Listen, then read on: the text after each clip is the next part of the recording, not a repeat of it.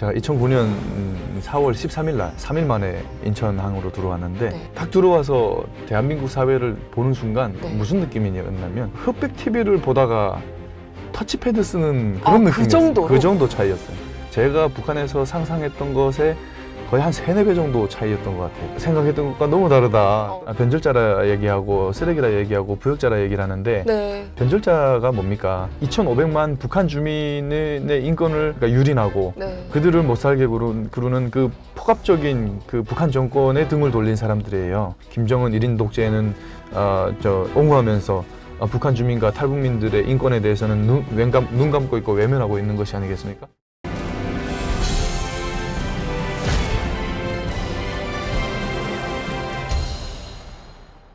여러분 안녕하세요. 송정입니다. 나는 정치인이다. 이번 시간에는요.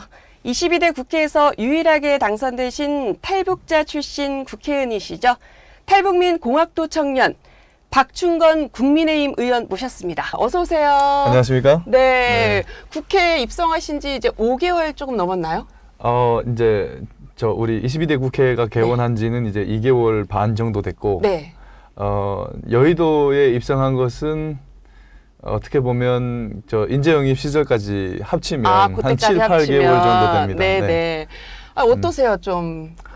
뭐 정신이 없습니다. 제가 그 과거에 네. 그 영입인재 시절에 네. 그 언론인분들, 기자분들이랑 이제 인터뷰를 하게 되면 네. 제가 가장 많이 했던 얘기가 그런 게 있습니다. 국회의원들 도대체 뭐 하냐? 맨날 싸우기만 하고 일을 안 하는 거냐? 네. 네. 그러면서 제가 이제 그 포부를 밝혔던 것은 네. 나는 의원실을 꾸리게 되면 네. 진짜 일하는 의원실 그리고 의원이 만약에 당선이 된다면 일하는 의원이 한번 돼보고 싶다. 네. 이런 말을 많이 했었거든요. 근데 정작 이제 개원을 하고 시작하고 보니까 그때 했던 말들을 정말 취소하고 싶어요. 기사들을 다 지우고 싶습니다.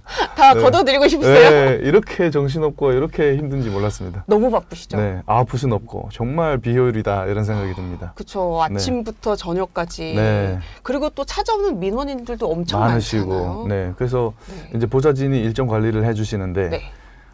뭐 하루 종일 이제 정해진 일정 따라서 뭐 거의 뭐 그 뺑글뺑글 돌다 보면 팽이처럼 돌다 보면 저녁에 집에 들어가서 그냥 들어가면 피곤해서 그냥 자거든요. 골아 떨어지시는. 네. 근데 자기 전에 딱 생각을 해보면, 네. 과연 오늘 하루 종일 나는 어디 있었는가? 뭔가 마리오네트가 된 느낌이다. 이런 생각이 좀 자주 듭니다. 네. 그 의원님은 그 몇 호실이세요? 915입니다. 915. 네. 그 초선이시기 때문에 의원실 선택은 못 하셨죠? 그렇죠. 선택은 못하죠. 네. 그렇죠. 그래도 이제 네. 좀 배려를 해주셔서 네. 9층 고위층에 살고 있습니다. 고위층. 네. 최고위층은 아니지만 네. 고위층에 살고 있습니다. 네. 아니, 네. 9층. 이거 약간 뭔가 조금 의미가 있나요?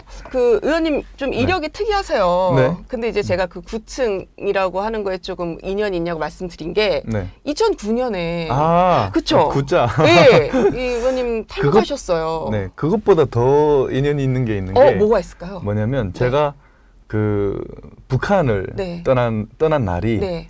그 두만강을 걷는 네네. 날이죠. 2009년 4월 10일 새벽 1시였어요. 그래요? 네. 새벽 1시? 네. 근데 네. 이번 총선이 네. 네. 4월 10일. 어머. 네. 오, 그리고 당선 확정이 거의 새벽 시간대에 났던 것 같은데 어머. 그랬던 것 같습니다. 오. 저녁 시간. 시간까지는 안 맞군요. 어쨌든 날짜는 그랬습니다. 어머, 그거는 진짜 좀 그러네요. 네.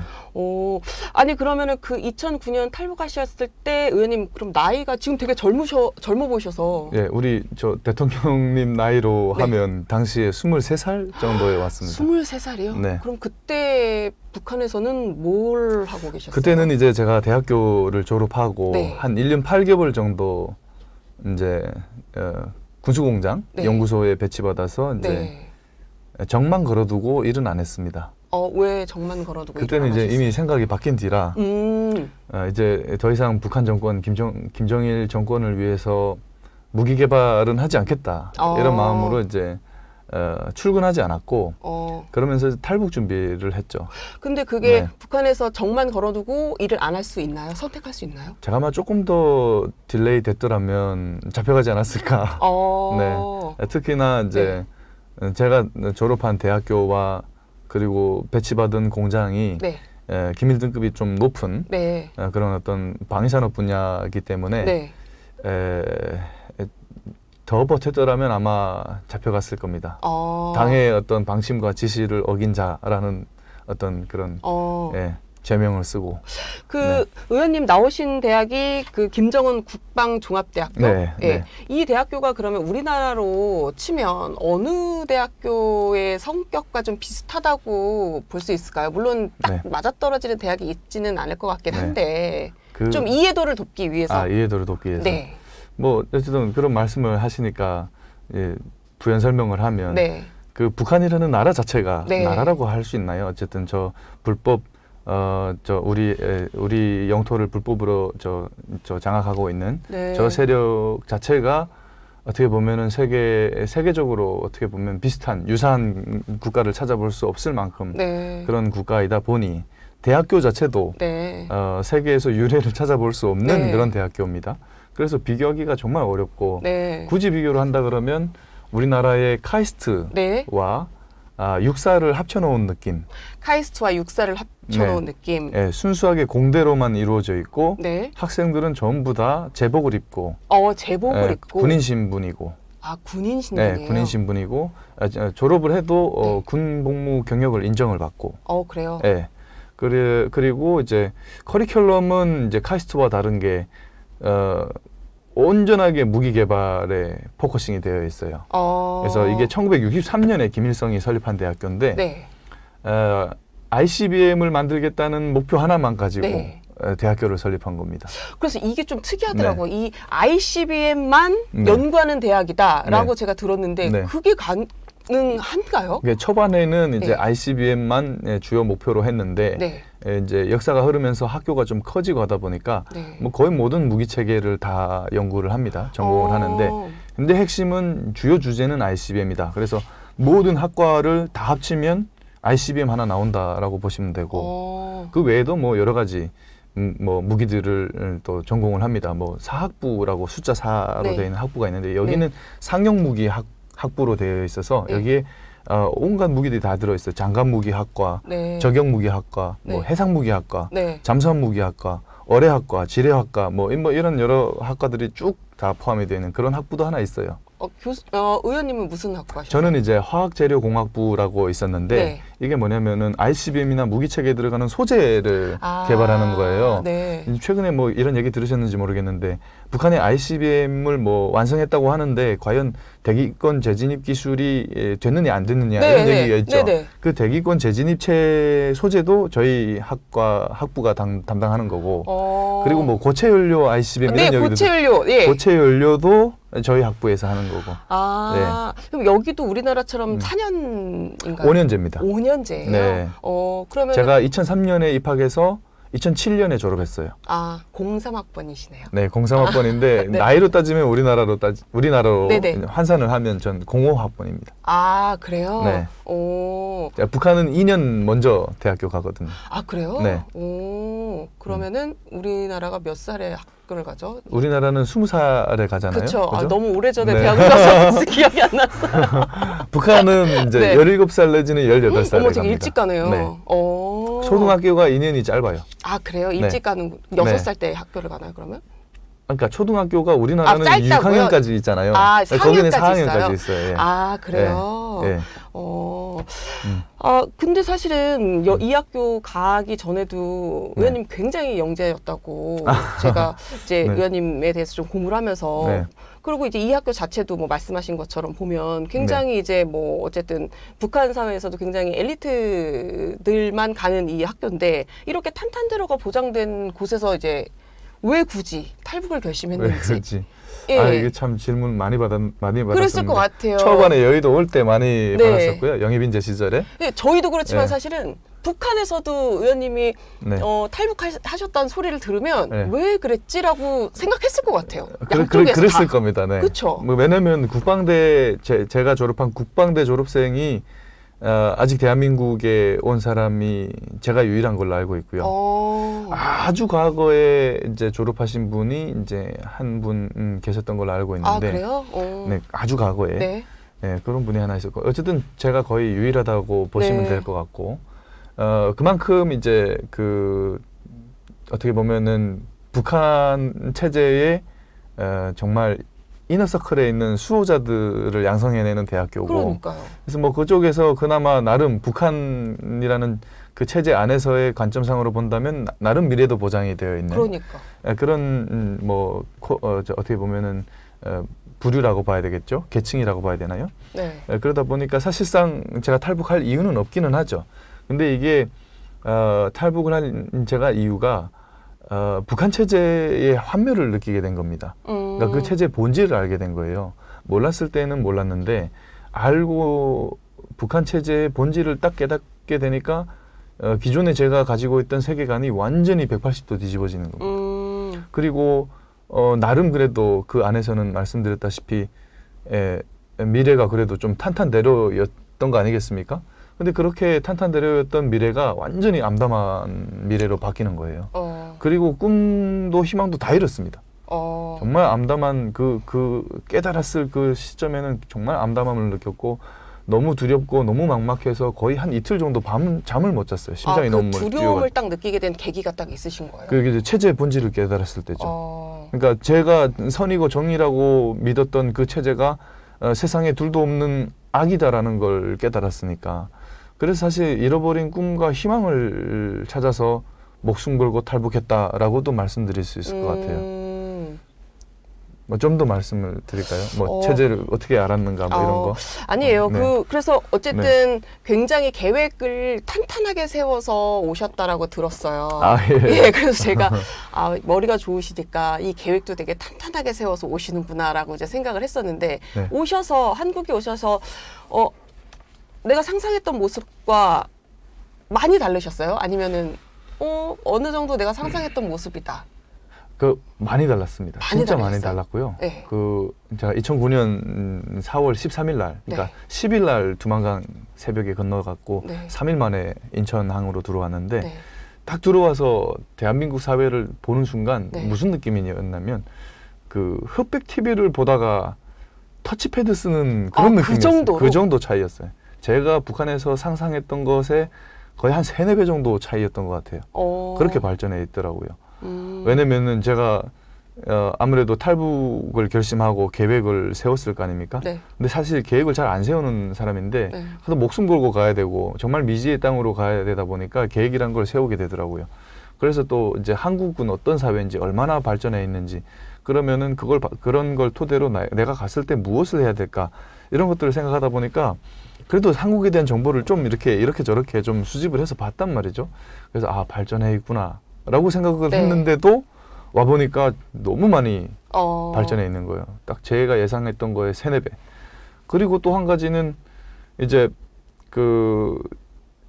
탈북에서 막상 한국 사회를 경험해 보니까 제가 이제 공산권에서 사회주의 국가에서 배운 바로는 네. 자본주의는 민심이 굉장히 각박하다. 이렇게 배웠는데 네. 와보니까 이게 아닌 거예요. 너무 따뜻한 사람들이 많은 거예요. 그래요? 네.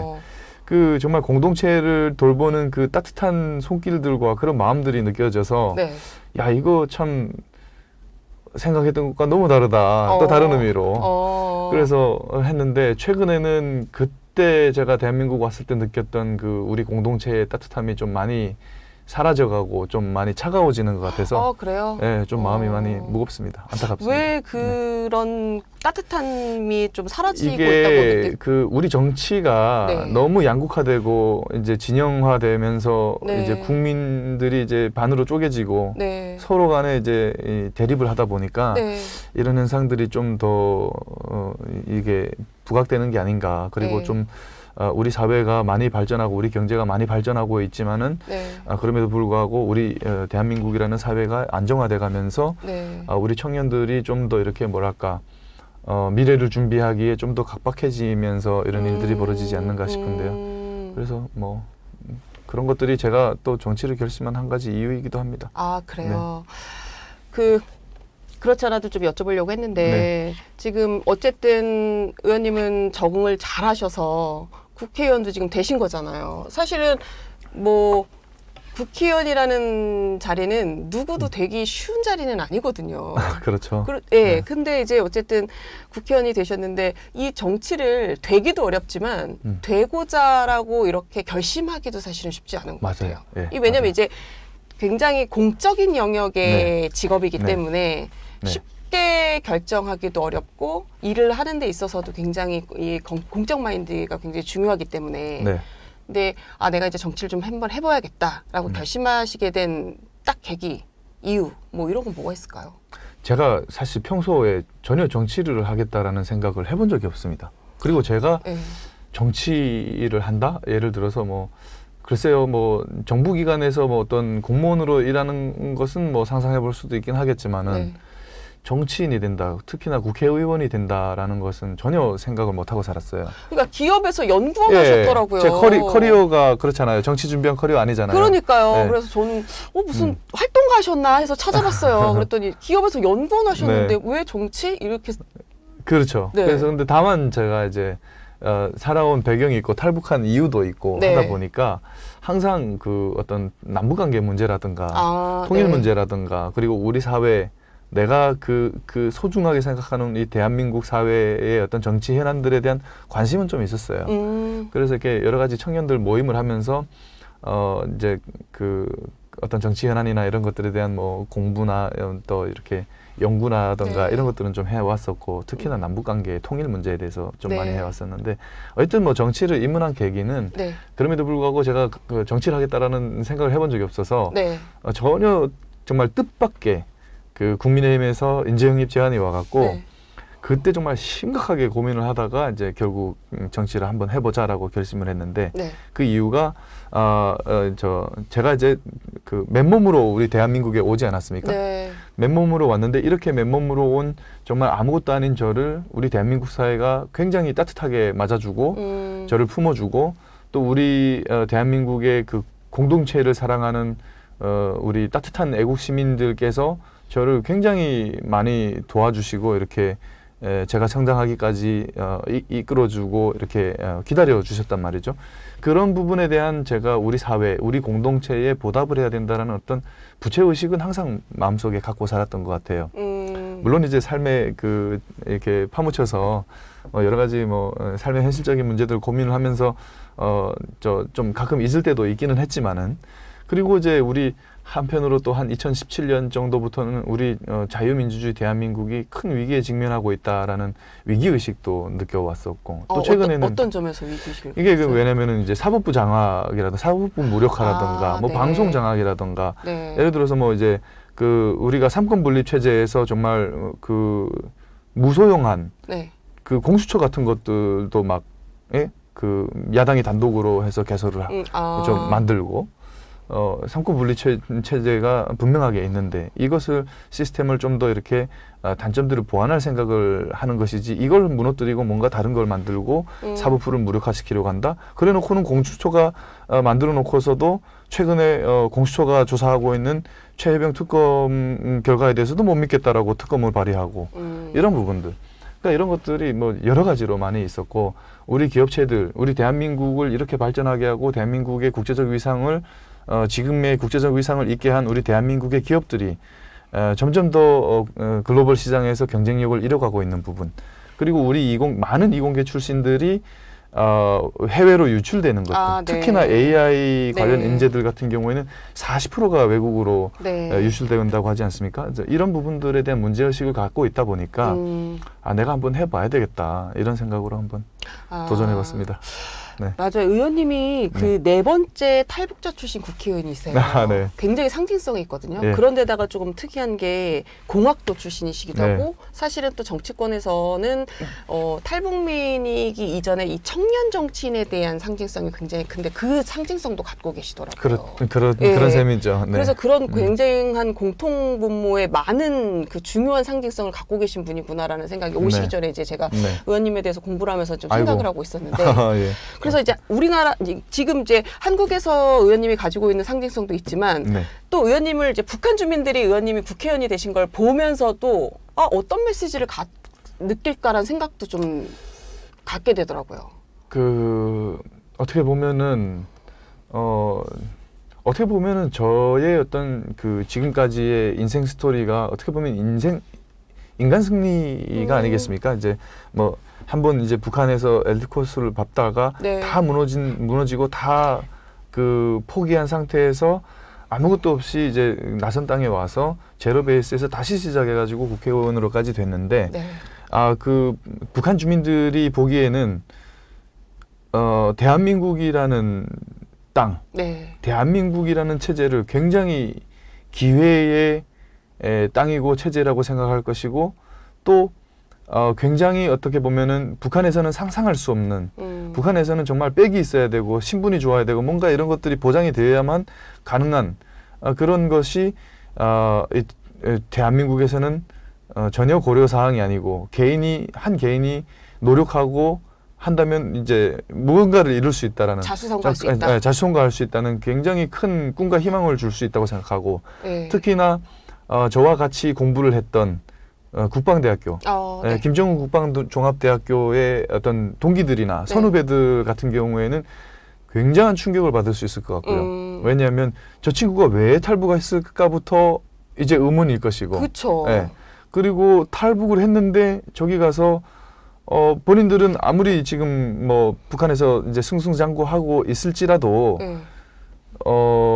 저만큼 중요한 일을 하고 있지는 않을 거라고 생각합니다. 저의 어떤 나이 또래 사람들이. 네.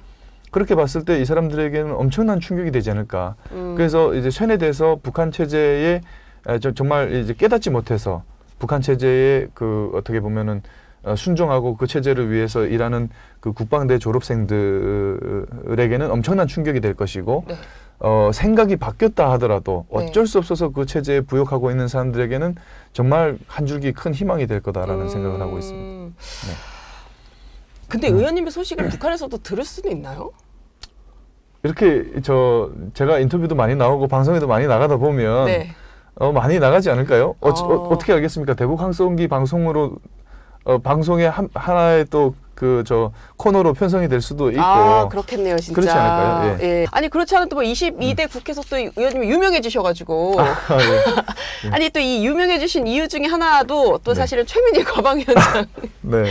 아이고, 예. 또 원인이기도 하나의 원인이기도 하실 것 같기도 네. 한데 이 뭐 전체주의 발언 이 영향도 좀 있지 네. 않나 싶기는 해요. 네.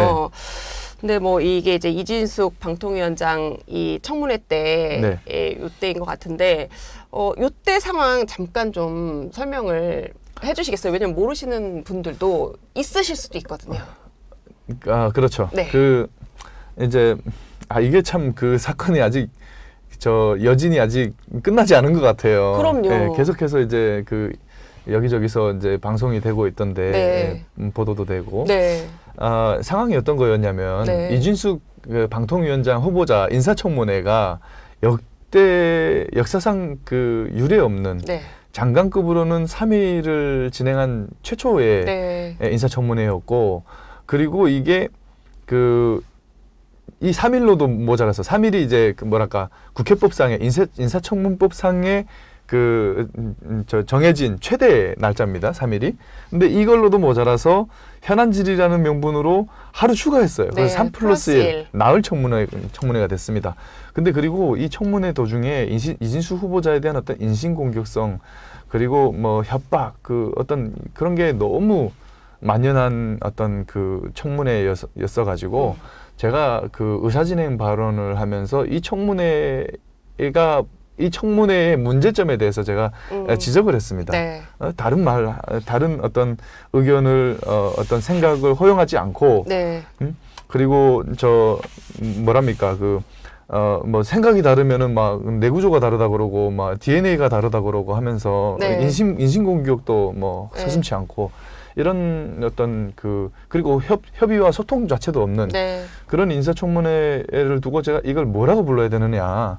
나는 이거 인민재판이라고밖에 생각이 되지 않는다. 네. 이 말을 하다 보니까 이제 민주당의 김영 간사께서 신상 발언을 하시겠다고 이제 손을 드신 네. 거예요. 그래서 이제 여당 의원들과 야당 의원들 사이에 막 그 마이크가 꺼진 상태에서 말싸움이 붙었어요.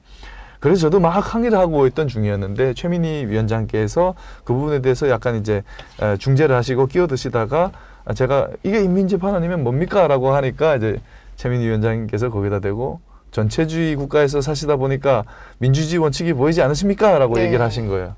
근데 저는 막 싸우고 있던 중이지 않습니까? 네. 근데 또 그리고 살면서 제가 그런 얘기를 들을 거라고 상상을 못 했습니다. 그렇죠. 그리고 그것도 국회가 아닙니까?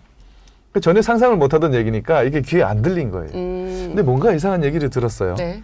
그래서 이거 한번 확인을 해봐 달라. 네. 라고 해서 이제 확인을 해봤더니 이제 그 워딩을 이제 확인한 거죠. 굉장히 분노가 치밀었었고 네. 어쨌든 그런 상황이었습니다. 네. 네.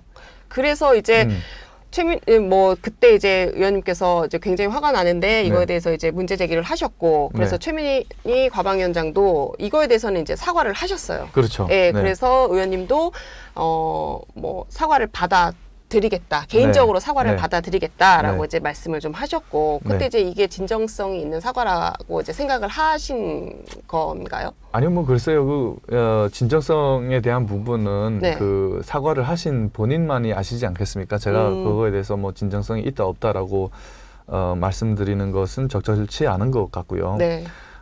다만 이제 그 말을 들었을 때의 그 제가 느꼈던 분노, 네. 정말 그 한 인간, 국회의원이라는 걸 떼놓고 한 인간으로서 굉장히 심한 욕설이 나올 뻔한 그런 상황이었는데 제가 자제하려고 네. 이제 왜냐면은 상임위를 정상적으로 운영을 해야 되니까 네. 그러면서 이제 이 부분에 대해서는 제대로 따지고 묻고 한번 지나가야 되겠다 이렇게 생각하고 있었어요. 그러던 와중에 이제 최민희 위원장께서 네. 기습적으로 이제 사과를 하신 거란 네. 말이에요. 전혀 예상치 못했었고 그러나 저는 이제 이 상임위가 정상적으로 운영이 돼야 되는 걸 고려할 수밖에 없었고 네.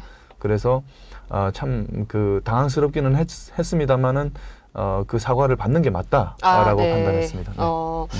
그 이제 의원님 말씀하시기로 이 이제 어쨌든 그 전체주의 이 발언 나온 네. 게 의원님이 그때 뭐라고 말씀을 하셨었냐면 그 인민재판 말씀하셔서 네. 그랬다고 하셨는데 네. 이제 국회의원의 면책특권을 남용한 한 인간에 대한 심각한 인신공격, 명예훼손, 집단 공격.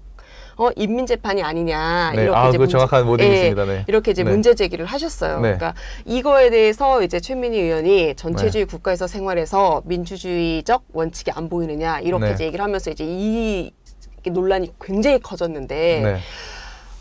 이때 말씀하신 이게 이제 이 당시는 이제 의원님이 보시기로는 인민재판이라고 느낄 정도의 조금 그런 분위기였다라는 거잖아요. 정말 그런 거죠. 왜냐면은 일단 인사청문회 시작 전부터 네. 외모 비하가 그 서슴없이 일어났었고 네. 막 그 질의를 하시는데 네. PPT에 막 그 혼법하는 후보자 막 이런 것도 적혀 있고 네.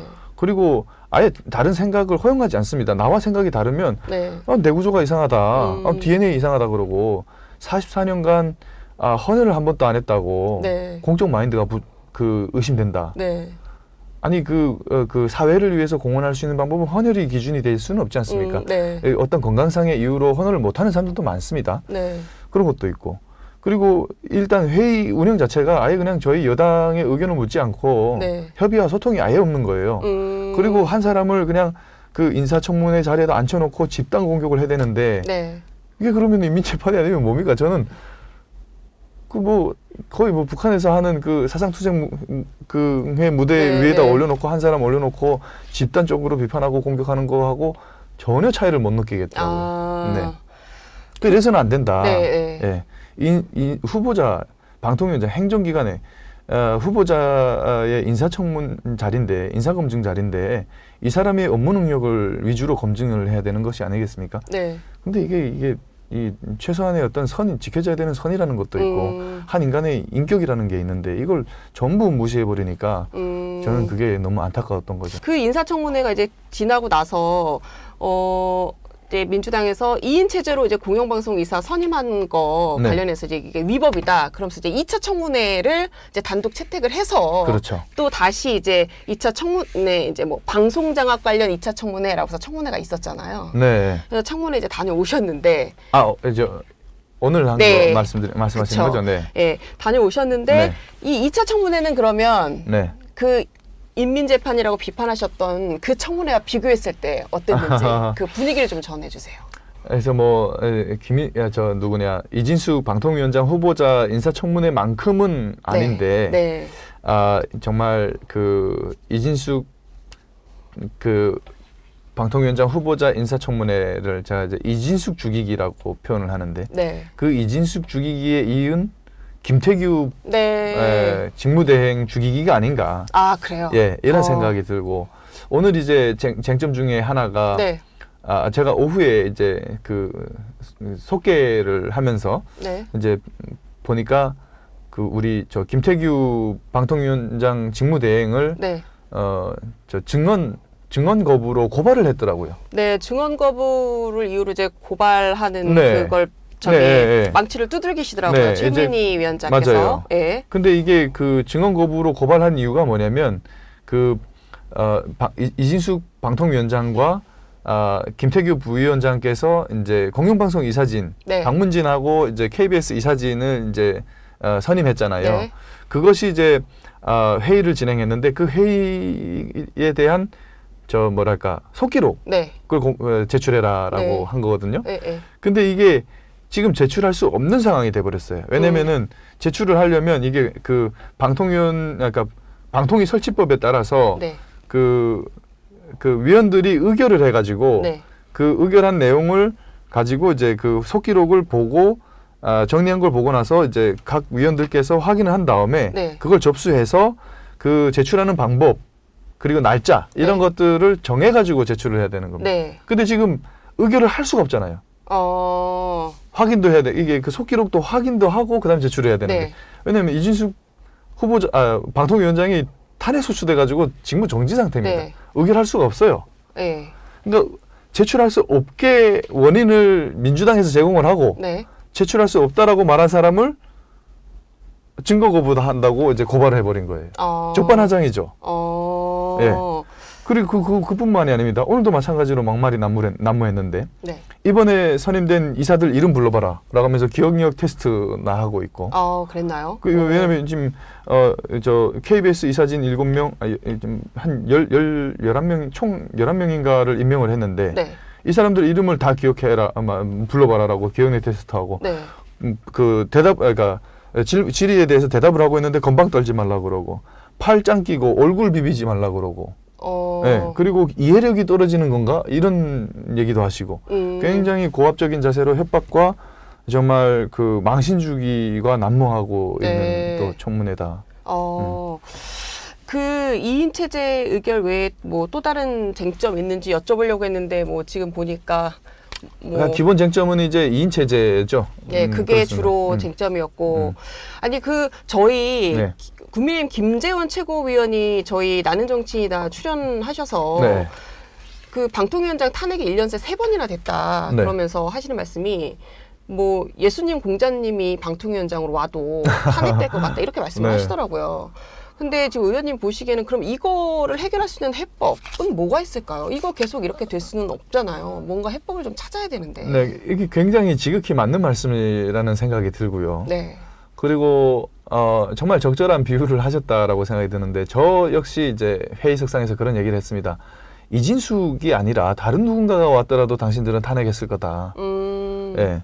이게 이렇게 하는 이유가 뭡니까? 오로지 그 공영방송 이사진을 그러니까 임기가 만료된 기존 공영방송 이사진들을 이제 해고하고 네. 새로운 이사진들을 임명하는 걸 막겠다라는 거 아니겠습니까? 네. 그리고 이 선임된 사람들을 뭔가 불법적이고 뭔가 절차상 합법하지 않다, 절차상 적법하지 않다고 뭔가 끌어내리려고 하는 건데 그래서 기존에 그 문재인 정부 당시에 임명해놨던 야당 친야 성향의 이사진들을 그대로 유지해서 공영방송을 장악한 이 구조를 기울어진 언론운동장을 그대로 유지하겠다 이 얘기잖아요. 근데 이걸 이 문제가 해결되기 전까지는 계속해서 이런 일을 벌일 거란 말이죠.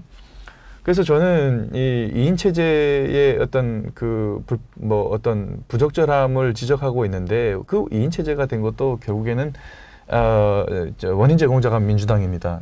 예, 국회목 3명을 추천을 해야 되는데 민주당목 두 명을 추천하지 않아서 일어나는 일이거든요. 물론 이제 과거에 2023년 3월에 임명했던 그 위원 후보자를 대통령실에서 임명하지 않았다라고 해서 대통령 탓을 하고 있는데, 사실상 그때 이제 어떤 그때 나왔던 후보자의 어떤 적절성에 대해서 좀 여러 가지 이슈가 있었고, 그 부분에 대해서 법제처에 이제 판단을 이제 의뢰를 한 상태에서 법제처가 이걸 판단을 유보하다 보니까 이런 상황이 발생한 거거든요.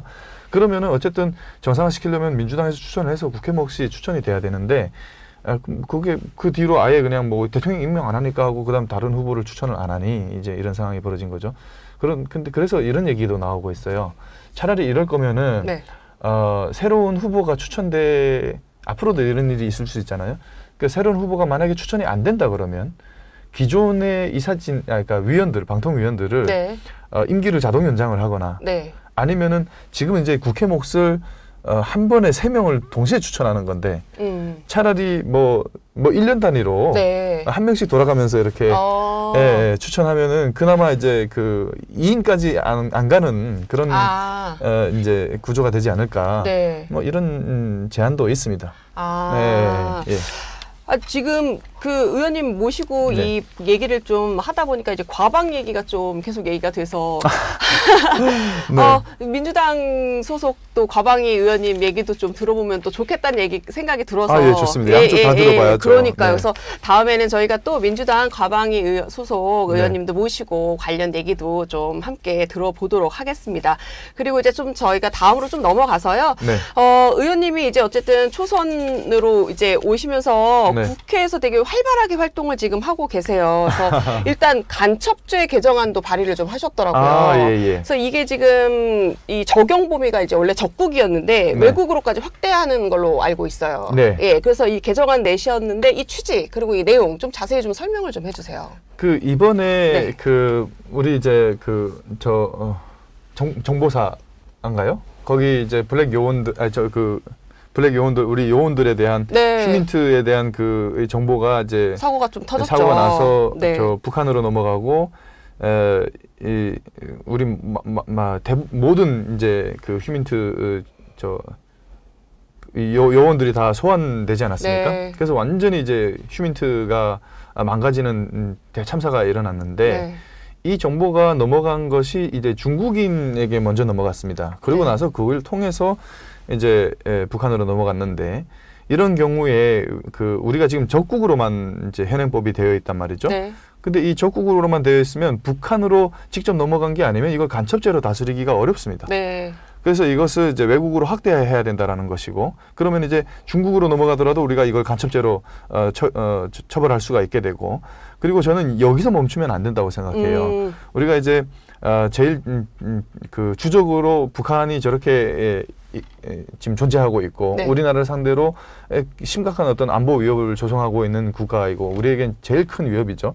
이것에 대한 것도 그대로 남겨둬야 된다. 엄중한 사안으로. 그래서 저는 적국이라는 걸 표현을 지우는 것이 아니라 네. 적국 플러스 외국으로 확대하고, 그리고 이 외국뿐만 아니라 뭐 국내에 거주하더라도 외국인이나 혹은 외국인 단체에 네. 정보를 정보를 제공하는 것까지도 그 확대해야 된다. 그런 차원에서 제가 이제 그 개정안을 발의한 겁니다. 그래서 여기다가 군사상의 기밀을 적국, 외국인, 외국 단체에 누설한 자도 것과도, 처벌하도록 규정해야 된다. 이 간첩죄로 처벌할 수 있도록 해야 된다. 이렇게 넣어주셨군요. 네.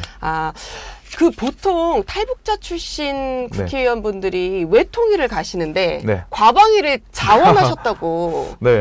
들었어요. 네. 그 보니까 그 왜 보통 이 국회 처음 네. 이제 의원님들 오시면 그거 싸움들 하시거든요. 1호 법안 그 등록하는 거. 그래서 보좌진들이 쭉 그 법안 등록하는 거 서 있고 그러잖아요. 네. 그래서 누가 1호 법안 등록했냐. 근데 네. 지금 국민의힘에서는 의원님이 이공개 지원 특별법 개정안 대표 발의하셨어요. 네. 그래서 왜 이거를 이렇게 하셨나 보니까 공학도 역할을 하시려고 이렇게 과방위도 지원하시고 굉장히 그래서 이분이 일 욕심 엄청나신 의원님이시구나. 제가 그래서 네. 비례 후보 지원할 때도 분야를 과학으로 했습니다.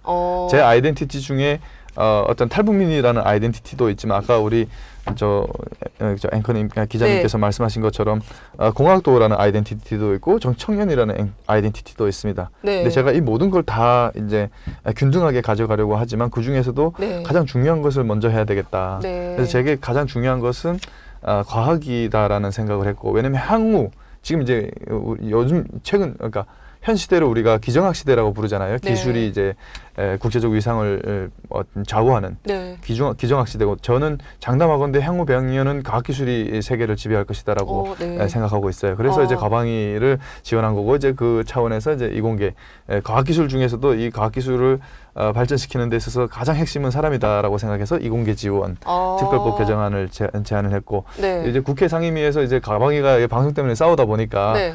유배지다라는 오명이 있기는 합니다. 네네. 그럼에도 불구하고 이공계 출신인 제가 국회의원으로서 손은 누군가 키워야 된다 이런 생각으로 이제 우리 가방위에서 어떻게 보면은 몇 안 되는 자원자 중에 한 명이었고, 네.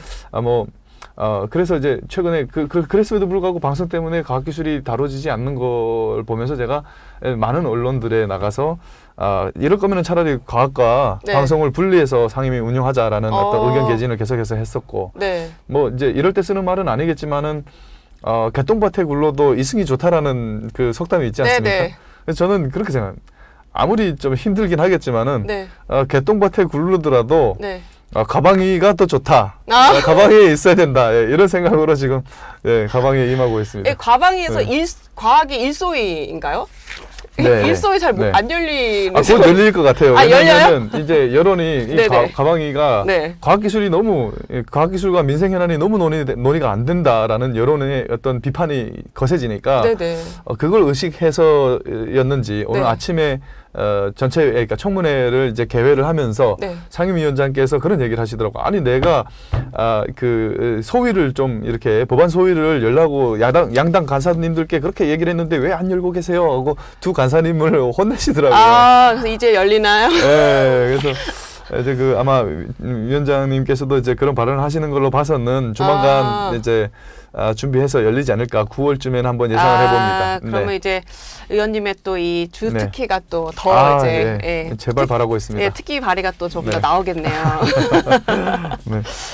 그 태용호 의원님이 지난해 뭐 일부 민주당 의원님들에게 뭐 쓰레기, 부역자 이런 이제 뭐 이런 발언 들으신 거랑 좀 관련이 네. 있기도 한데 국회 들어오셨을 때 이 탈북자 분들에 대해서 이제 조금 국회가 대하는 태도가 조금 바뀌어야 된다라고 느끼신 게 좀 있으신지 네.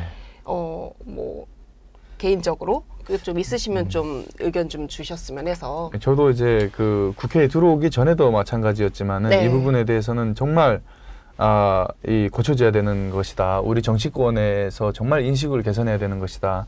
왜냐면은 변절자라 얘기하고 쓰레기라 얘기하고 부역자라 얘기를 하는데 네. 변절자가 뭡니까? 이 사람들은 그러니까 북한 2,500만 북한 주민의 인권을 뭐랄까 유린하고 네. 그들을 못 살게 구르는 그 폭압적인 그 북한 정권에 등을 돌린 사람들이에요. 악에 대해서 등을 돌린 사람들에 대해서 변절자다 말한다. 이것은 적절하지 않고 그렇게 말하는 것은 북한 정권의 입장에서 말하는 것이라고 생각이 되고요. 그래서 정말 이게 그 민주당 일부 의원들에게 이 의원들의 정말 그들의 어떤 표현을 빌리자고 하면은 DNA의 어떤 이런 인식이 뿌리 깊게 자리 잡은 게 아닌가 이런 생각이 들고, 결국에는 저는 민주당 의원들의 민주당의 변화가 있어야 이것이 해결이 된다라고 생각하고 있습니다. 민주당의 변화가 있어야 된다. 뭐 잘 아시겠지만은 이런 발언들을 하신 분들이 다 민주당 의원들이세요. 그래서 모든 민주당 의원들께서 이런 생각을 가지고 있다고는 생각지 않습니다. 그러나 일부 정말 그 종북 성향의 민주당 의원들께서 여전히 김정은 1인 독재는 옹호하면서 북한 주민과 탈북민들의 인권에 대해서는 눈 감고 있고 외면하고 있는 것이 아니겠습니까? 그래서 북한 인권법이 2016년에 통과가 됐는데, 그렇음에도 불구하고 북한 인권법의 핵심인 북한인권재단 설립이 아직까지도 8년째 안 이루어지고 있어요. 이게 왜냐면 민주당 그 이사들을 선임하지 않아서 설립이 안 되고 있는 거거든요. 그래서 이 사람들이 빨리 이 부분에 대한 어떤 민주당의 어떤 그 생각과 어떤 그 관점 변화가 있어야 되고 하루빨리 북한 인권 개선을 위해서 북한 인권 재단에 야당목, 민주당목 이사들을 추천해야 된다. 네, 이런 말씀을 드리겠습니다. 그 탈북민 관련 정책에서 네. 그 의원님 제가 그 사이트 들어가서 보니까요. 네.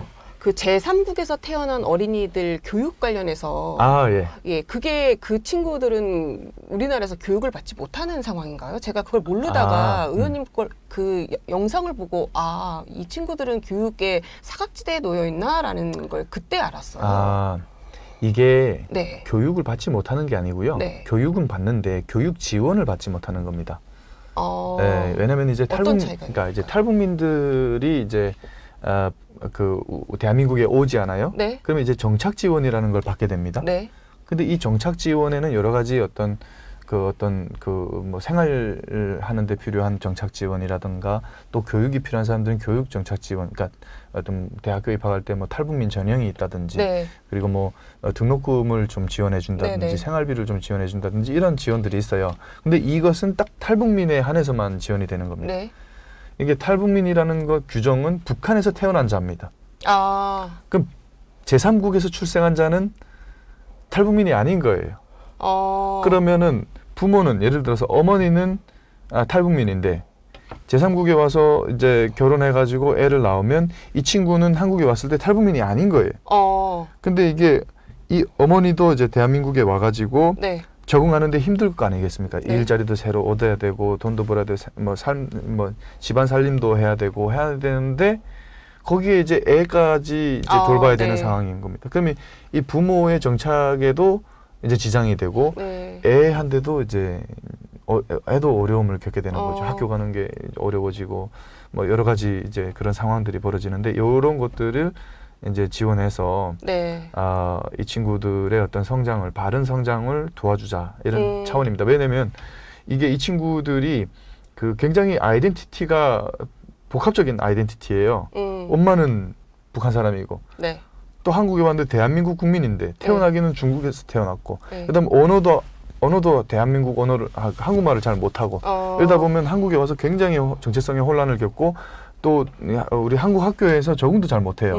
그럼 여러 가지 편견과 차별과 이런 걸 받다 보면 애들이 마음에 굉장히 상처가 많이 생깁니다. 이렇게 성장하다 보면은 굉장히 나중에 우리 사회의 어떤 갈등의 또 씨앗이 될 수도 있지 않겠습니까? 이방인처럼 그렇죠. 살면서. 네. 근데 이 친구들을 잘 성장시킬 필요가 있는 것이 이 향후에 통일 시대가 온다 그러면 이런 친구들이 어떤 멀티 아이덴티티를 가지고 있는 친구들이 굉장히 큰 역할을 할 수가 있습니다. 멀티 아이덴티티를 갖고 여러 가지 이 상황에 처해 있는 사람들을 이해할 수 있는 그 넓은 마음을 가질 수가 있어요. 교량 역할을 할 수 있겠네요. 그렇죠. 교량 역할도 할 수 있고. 근데 이런 친구들을 잘만 성장시키면 그렇게 될 수가 있는데 만약 잘 성장시키지 못한다 그러면 굉장히 골칫거리가 될 수가 있습니다. 근데 이 친구들의 비중이 요즘 많이 늘어나고 있어요. 그래요? 그래서 이게 좀 시급하게 지원이 필요하다. 그러니까 그런 걸 저는 몰랐는데, 네. 그래서 이런 걸 알 수 있는 거는 이제 의원님 같은 분들이 알 수 네. 있겠구나. 네. 그래서 의원님 같은 분들이 이런 걸 그런 시선으로 찾아내서 네. 이런 걸 해결해 줄 수 있겠구나라는 걸 제가 네. 이제 그 의원님 사이트를 가서 네. 보면서 네. 그래서 의원님 같은 분들이 이 국회에 들어와서 역할을 좀 하는 게 더 필요하겠다라는 생각을 좀 하게 네. 됐던 것 같아서 이걸 네. 좀 여쭤봐야겠다라는 네. 생각을 제가 해서 이걸 한 번 더 여쭤봤고, 예. 고맙습니다. 이거 외에 또 혹시라도 탈북민 관련해서 정책 변화가 좀 필요하다라고 느끼시는 게 있으신지 한 가지만 더 말씀을 좀 해주시면, 왜냐하면 저희 이제 뭐 다른 분들이 좀 알면 좋으니까. 네. 이제 여러 가지가 있어요. 여러 가지가 있는데 제가 관련해서 뭐 여러 가지 어떤 탈북민의 정착과 관련된 법안들도 여러 가지 발의는 했습니다만은 그런 것들을 다 말씀드리기보다 네. 제가 이런 말씀드릴게요. 탈북민은 어떤 시각에서 우리 대한민국 국민들께서 봐주셨으면 좋겠는가 네. 이런 측면에서 말씀을 드리면 네. 최근에 7월 14일을 네. 그 북한 이탈 주민의 날로 지정을 했습니다. 네. 우리 윤석열 정부가. 네. 그래서 그 당일에 윤석열 대통령께서 기념식에서 네. 탈북민을 통일의 자산이다라고 이제 말씀을 하셨거든요. 제가 주구장창 주장했던 얘기긴 한데 네. 그 대통령께서 또 그렇게 말씀해 주시니까 너무 고마웠고 네. 실제 거기 참석했던 탈북민들이 탈북민 모두가 완전히 환호했습니다. 근데 이게 아직까지는 네. 통일의 자산이다라고 말하기에는 부족함이 있다. 그래서 이 탈북민 커뮤니티가 지금 수만 명 되는데 이들이 확실한 통일의 통일의 자산이 되기 위해서는 역량 강화가 필수다라고 저는 보고 있어요. 네. 근데 이 역량 강화 부분도 윤석열 대통령께서 또 말씀을 하셨어요. 역대 대통령들 중에서는 정말 역대급의 여러 가지 약속들을 하셨는데, 왜냐하면 이게 탈북민 커뮤니티가 역량이 강화돼서 네. 이들이 우리 사회, 대한민국 사회에서 우리 사회에 기여하면서 사는, 그래서 우리 공동체에 정말 확실한 구성원들로 거듭난다면, 네. 예를 들면 뭐 저나 혹은 저와 비슷한 잘 정착해서 우리 사회에 기여하면서 사는 사람들 많아요. 근데 이런 사람들의 비중이 많아진다면 그 자체만으로도 북한 정권에게는 엄청난 치명적인 위협이 될 것입니다. 그리고 북한 주민들에게는 큰 꿈과 희망이 될 것이고요. 네. 미래 통일 시대에는 이들이 정말 통일로 인해서 발생할 수 있는 여러 가지 충격들을 완화하고 비용도 줄일 수 있는 정말 네. 확실한 통일 자산이 될 거다. 이런 측면에서 제가 정책들을 개발하고 앞으로 진행을 해나갈 거다라는 말씀을 드리겠습니다. 네, 저희가 기대하고 좀 네. 보겠습니다. 이거 이제 의원님만 말씀해 주실 수 있을 것 같아서 요거만 조금 짧게 네, 몇 네. 개 더 여쭤보려고 하는데요. 네. 북한이 지금 이제 4대 세습 작업 들어가고 예, 있다고 보신다라는 말씀하신 걸 제가 어서 얼핏 본 것 같아요. 네. 근데 이제 김정은 위원장이 딸 그 김주애를 4대 세습 후계자로 할 가능성이 어느 정도 된다고 보세요? 4대 세습은 당연히 준비하고 있을 겁니다. 네. 여러 언론에서도 많이 나오고 있고요. 네. 그러나 아직까지 김주애가 후계자냐라고 단정 짓기에는 아직까지 부족한 면은 좀 많이 있다라고 말씀드릴게요. 민주당의 네. 그 국정원장 박지원 하셨던 의원께서 박지원께서는 뭐 김주애 위로 오빠가 있다. 숨기기 위해서 네, 해외에서 공부하고 있는데 연막 작전일 수도 있다. 네. 이런 얘기도 그런 가능성도 있다고는 생각하는데요. 네. 좀 그것보다는 저는 네. 이렇게 생각해요. 일단 이제 우선은 북한은 아직도 문화가 여전히 낙후되어 있기 때문에 네. 여성 지도자를 인정하기에는 아직까지 갈 길이 멉니다. 아, 그래요? 네. 그리고 이제 역대로 북한 정권은 진짜 후계자를 마지막 순간까지 오픈하지 않은 이력이 있었고요. 김정은도 마찬가지였고, 네. 김정일도 어느 정도 다 준비가 됐을 때 나오기 시작했고요. 근데 다만 이제 김주애가 이제 자주 이렇게 등장을 하게 네. 되는 것은 두 가지 이유를 생각하고 있는데, 첫 번째는 이제 북한 주민의 민심이 굉장히 크게 이반되고 있는데, 네. 이 민심 이반을 완화하기 위한 어떤 쇼의 관점에서 볼 필요가 있다. 네. 저는 이제 이런 얘기를 자주 하는데 유사 조민 효과다라고 얘기를 해요. 유사 조민 효과. 네, 예. 조국 혁신당의 조국 대표께서 이제 딸을 이제 내세워서 여러 가지 어떤 자신에게 좀 불리했던 그 상황을 좀 많이 완화시킨 네. 그런 측면이 있잖아요. 그런 것들이 이제 결국에는 북한 주민에게 이제 김정은의 폭군 이미지를 완화하는 그런 용도로. 김주애를 내세우면 그게 좀 완화가 되나요? 그렇죠. 뭐 아빠와 딸이라는 어떤 그런 관계에서 뭐 이렇게 자주 등장하면서 뭐 네. 볼에 뽀뽀도 하고 손도 잡고 다니고 네. 이런 걸 보다 보면은 약간 그래도 가정적인 이미지가 조금 보여지기도 하고 그런 측면에 하나가 있고, 네. 두 번째는 김정은이 건강이 좀 많이 좀 좋지 않다라는 얘기가 네, 많이 그 얘기가 많이 나오잖아요. 그렇다고 하다 보면은 혹시라도 북한 김정은에게 어떤 건강에 이상이 생겨서 네. 후계자가 조기 등판해야 되는 상황이 발생할 수도 있지 않겠습니까? 어린 후계자가. 네. 그러면은 이 어린 후계자에 대한, 그러지 않아도 지금 북한 주민들이 북한 정권 김정은을 잘 지지하지 않는데 또 어린 후계자가 나온다 그러면 이제 더 인정하지 않을 수가 있지 않습니까? 네. 근데 그런 어떤 거부감을 사전에 완화시키기 위해서 미리 좀 이제 그러니까 예방 주사를 맞춘다고 해야 될까요? 적응시켜 놓는 네. 그런 차원에서 좀 볼 필요가 있다. 네. 아니 일각에서는 북한 주민들이 김주애가 이렇게 나와서 좀 특별 대접받고 이러는 거에 대해서 좀 반감이 있다 이런 얘기들도 있는데 그게 이제 한계가 있는 거죠. 예를 들어서 좀 그런 어떤 제가 말씀드린 그런 용도로 내세우기는 했는데 네. 독재 정권이 뭐 괜히 독재 정권이겠습니까? 독재자에게 잘 보이지 않으면 목 날아갈 수가 있는데 네. 김정은 앞에서 얘기할 때도 혹시라도 침튈까 봐 이렇게 이 손으로 입을 네. 가리고 무릎 꿇고 얘기를 하고 네. 근데 그 최고 지도자의 자녀가 아니겠습니까? 네. 그러다 보면 과잉 의존을 할 수가 있는 거죠. 그래서 음. 그런 이제 부작용도 발생하는 거고. 네. 역효과가 날 수 있는. 네. 혹시 김정은 위원장을 직접 보신 적도 있으세요? 아니요, 뭐 저 직접 본 적이 없고요. 네. 그리고 뭐 그런 기회가 있었다고 하더라도 뭐 제가 굳이 그 사람을 볼 필요가 있었을까? 아. 괜히 제가 그 김정은을 봤더라면은 네. 감정 주체가 안 돼가지고 제 신변이 더 위험해지지 않았을까 그런 생각도 듭니다. 어떤 인물로 알려져 있나요? 좀 뭐 제가 있을 때는 네. 이제 김정은이라는 사람이 이제 후계자로 이제 지목이 돼가지고 네. 소문이 돌 때였죠. 북한은 이제 후계자를 내세우기 전에 공식 매체에 등장하기 전에 네. 밑에서 이제 사람들의 입소문을 통해서 그 소문으로 이제 사전 작업을 합니다. 아, 그래요? 그게 효과가 좋거든요. 그래서 이제 약간 높은 사람의 네. 입을 빌려서 뭐 어떤 높은 사람이 얘기를 하는데 그 김정인 장군님께 김정은이라는 아들이 있는데 그 후계자인데 굉장히 똑똑하고 천재고 만재고 뭐 불세출의 청년 장군이라고 부른다. 약간 우상화 작업을 밑에서부터 이렇게 하는 거예요. 그때 당시에 제가 탈북을 했었고 그 그래요? 얘기를 한창 들릴 때 네. 그리고 이제 실제로 등장해서 이제 북한을 통치하면서 나온 이제 종합적인 판단을 본다면 굉장히 다혈질적이고 굉장히 신경질적이고 굉장히 폭군이다. 네. 그래서 이런 그래요? 얘기도 들은 적이 있어요. 이제 그 정보를 통해서 대북 정보를 통해서 들은 얘기인데 김정은이 한 번은 평양에 있는 자라 공장을 네. 양식장을 방문한 적이 있대요. 네. 근데 그때 그 자라 공장이 군부대 소속 기관이어서 지배인이 군인인 거예요. 근데 하필이면 김정은이 오기 전에 정전이 돼갖고 이제 뭐 관리가 잘 안 돼서 이제 자라 한 마리가 죽어서 떠오른 겁니다. 네.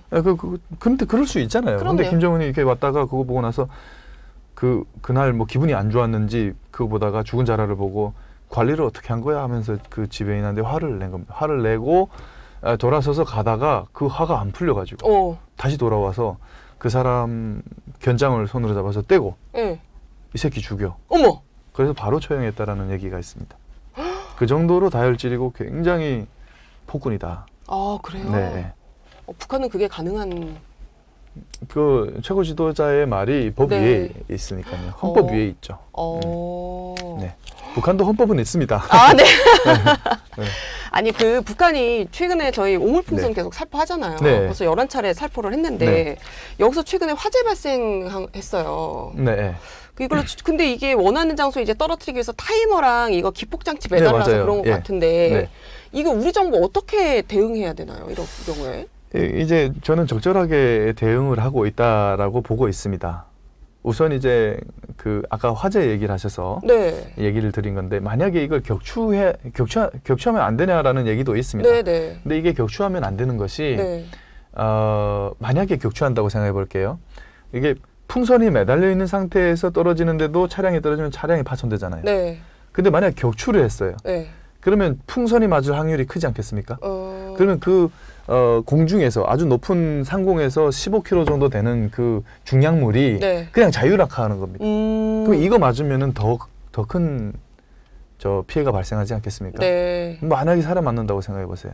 차라리 그나마 그래도 풍선에 매달린 상태로 좀 저속으로 내려오는 것이 좀 더 안전하고 그리고 만약에 이걸 방지하려고 한다면 DMZ 이북에서 저격을 해야 되는데 네. 자칫 군사도발로 이어질 수가 있는 위험이 있고 그리고 만약에 풍선이 아니라 그 매달아 놓은 중량물을 요격했을 경우에는 네. 그게 터지면서 오히려 더 많이 살포가 될 겁니다. 네. 차라리 안전하게 그 봉투 그대로 이제 수거하는 것이 추적 관리해서 수거하는 것이 맞다라고 저는 보고 있고 네. 물론 이제 불미스럽게 이제 어떤 기폭 장치가 발화돼 가지고 화재가 발생하는 그런 일들도 있을 수는 있다고 생각하지만은 네. 격추하는 것보다는 안전하다. 그런 말씀을 드리고 그리고 이제 오물풍선에 대응하기 위해서 우리가 이제 대북 방송을 재개하지 않았습니까? 네. 학생회 방송. 이거 굉장히 북한 정권에게는 치명적입니다. 이게 예민하더라고요, 되게. 엄청 아프죠. 예. 엄청 아픈 겁니다. 이게 그렇게 북한의 이 대북 확성기를 저희가 틀면 네. 많이들 동요를 하나요, 정말? 정말 많이 동요하죠. 왜냐면 일단 컨텐츠 자체가 북한의 딱 그 MZ 세대들이 좋아할 만한 컨텐츠들이 나가잖아요. 네. 아이돌 음악부터 시작해서 그 북한 그 DMZ 인근의 그 북한 군들 다 MZ 세대 아니에요, 젊은 세대. 특히 특히나 민심 위반이 제일 많이 일어나는 세대가 이제 그 북한의 청년 세대, 네. 젊은 세대들이. 그리고 4대 세습을 한다고 하면은 그 주역들이에요. 근데 그 세대들에게 직격타가 되는 것이고, 그리고 이제 그 방송이 들리는 게 한 30km까지 들린다고 하는데 그뿐이 아니죠. 이 친구들이 군 복무를 하면서 네. 계속 매년 제대해서 집으로 돌아갈 거 아니에요? 네. 돌아가면 또 그 자기가 들었던 얘기를 다 할 겁니다. 그럼 또 입소문을 통해서 전해지죠. 엄청나게 치명적이죠. 그 4대 세습을 해야 되는 김정은 입장에서 북한의 주민의 의식이 거대한 의식 변화가 일어나는 게 두려워가지고 잠도 제대로 못 자고 살찌고 병이 이제 악화돼가는 김정은이, 그리고 우리 언론이 북한 지역에 발생한 어떤 수해 피해 보도 그 사실도 북한 주민에게 전달될까봐 두려워가지고 자기가 직접 나서서 그러니까. 한국 언론을 쓰레기 언론이라고 그러고 그 사실이 아니다 그러고 한 명의 인명 피해도 없었다고 그렇게 정정 보도까지 하는 그런 사람이 그 대북 학성기 방송을 그 수십만 명의 북한군이 듣는 것을 방치한다. 이건 뭐 어마무시한 타격이죠. 네. 네. 의원님 모시고 이렇게 들으니까는 북한에 대해서 좀 더 깊이 있게 이해를 할 수 있게 되는 것 같아요. 저희 이제 마지막 질문인데 이거 저희 나는 정치이다 공식 질문이에요. 박충건 의원님에게 정치란 무엇일까요? 제가 이제 과거부터 얘기를 했는데 좀 올드한 단어처럼 들릴 수는 있겠지만은 저에게 정치는 부국강병입니다. 네, 저의 아이덴티티하고도 관련되고요. 부국이라고 한다면은 과학기술을 통한 어떤 그리고 산업발전을 통한 부국을 얘기할 수 있는 것이고, 그리고 강병이라고 한다면 제가 어떤 탈북민이고 북한의 어떤 ICBM 개발 분야에 있었던 사람으로서 대한민국의 강한 안보, 강병 이룰 수 있는 그런 것을 이제 제가 목표로 저의 정치적인 어떤 사명으로 생각을 하고 있고, 저 한 사람이 모든 걸 다 바꿀 수는 없겠습니다만은 우리 대한민국의 번영과 그리고 민생 안정, 그리고 우리나라의 과학기술 발전을 위해서 한번 정말 초심을 잃지 않고 국민을 섬기면서 최선 한번 다해보겠다 열심히 그런 말씀을 드리겠습니다. 22대 국회에서 청년공학도 박충건 의원님이 꾸려나갈 대한민국을 어떻게 부국강병의 모습으로 만들어내지 굉장히 모시기 전보다 더 기대가 되고 있는데요. 오늘 말씀 잘 들었고 지금까지 박충건 국민의힘 의원이었습니다. 감사합니다. 고맙습니다.